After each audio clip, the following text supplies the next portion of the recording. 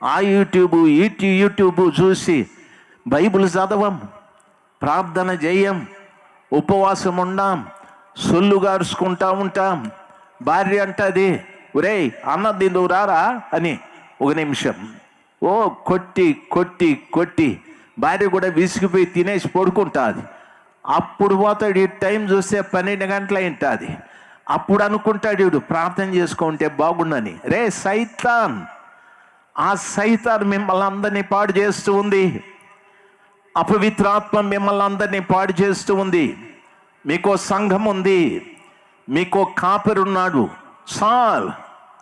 మీకో కాపరున్నాడు, మీకో సంఘం ఉంది, చాలు. దయచేసి యూట్యూబుల్లోకి వెళ్ళొద్దండి. యూట్యూబుల్లోకి వెళితే నీవు ట్యూబ్ అయిపోతావు, ఎందుకు పనికి రాకుండా అయిపోతావు.